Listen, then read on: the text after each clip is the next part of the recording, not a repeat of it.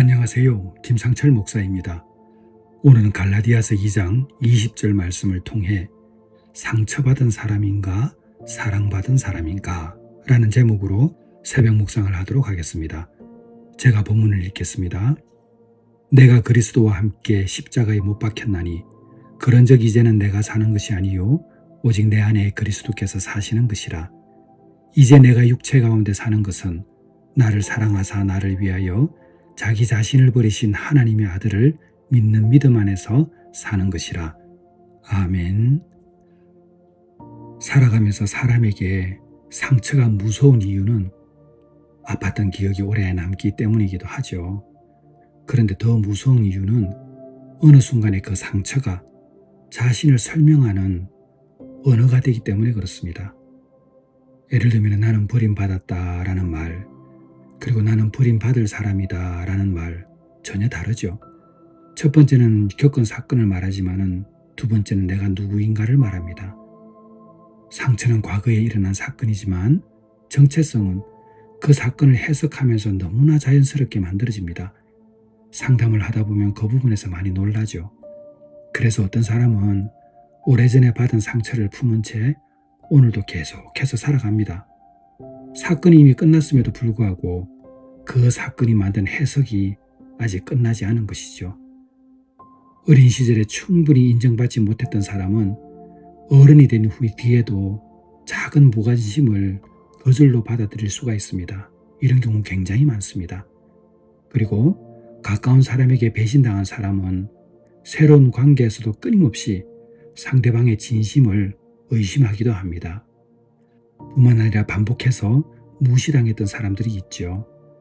이런 사람들은 누군가 자신의 의견에 반대하는 것만으로도 자신을 공격한다고 느낍니다. 세상이 그렇다는 것입니다. 처음에는 이것이 상처에 대한 방어적인 방어 이렇게 볼 수 있죠. 그런데 시간이 지나면 이게 성격처럼 굳어집니다. 경계하는 그 마음이 신중하다라고 볼 수도 있지만은 그게 그렇지 않다는 것이죠. 그게 그 사람이다 이렇게 생각하기 시작하면서 자기 자신도 내가 원래 이런 사람이다 라고 규정을 하기 시작합니다.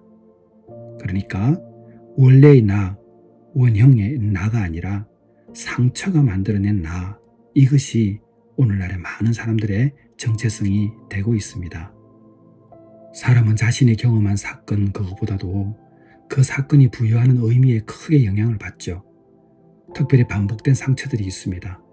그것은 그 상처들이 모여가지고 하나의 서사를 만듭니다. 그러니까 예를 들면 이런 거죠.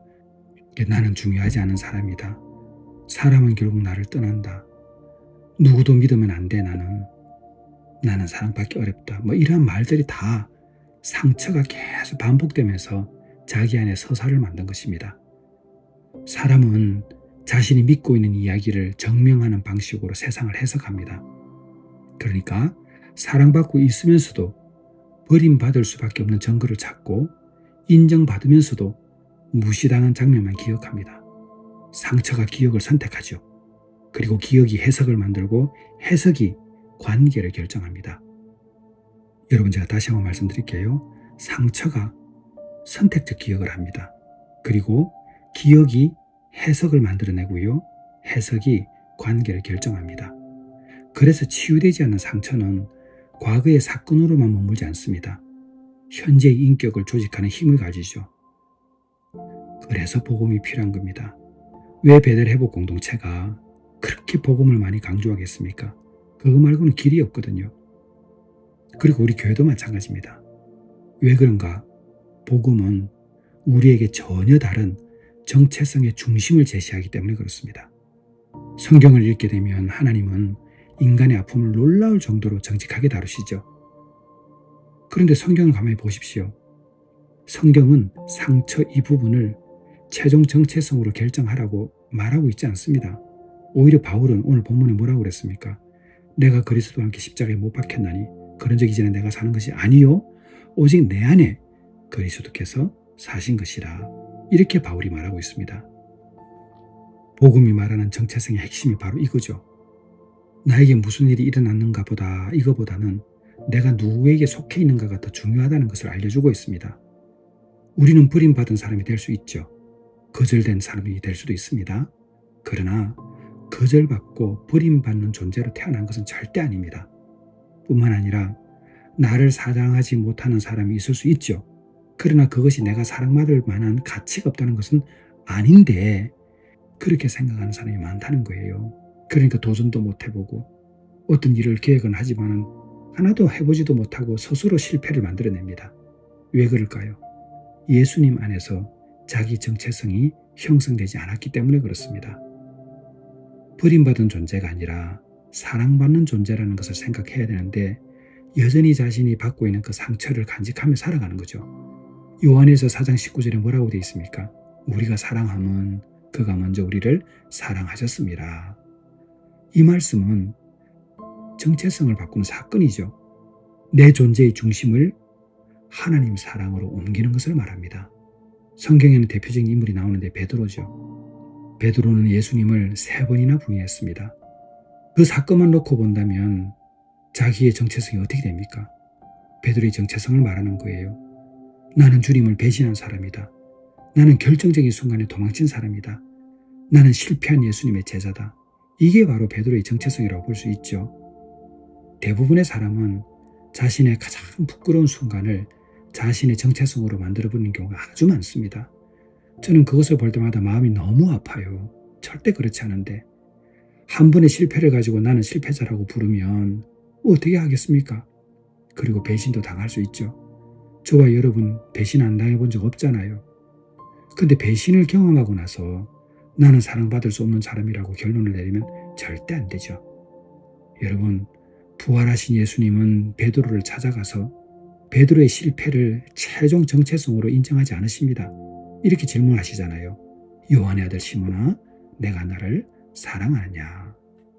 그리고 말씀하셨죠. 내 양을 먹이라고요. 예수님은 베드로의 과거를 부정하지 않으셨지만 그 과거보다 부르심을 더 크게 말씀하셨습니다. 베드로의 마지막 이름은 예수를 부인한 사람? 아닙니다. 절대 아닙니다. 베드로는 다시 부르심을 받은 제자였습니다. 여러분이 잘 아시는 요셉도 마찬가지죠.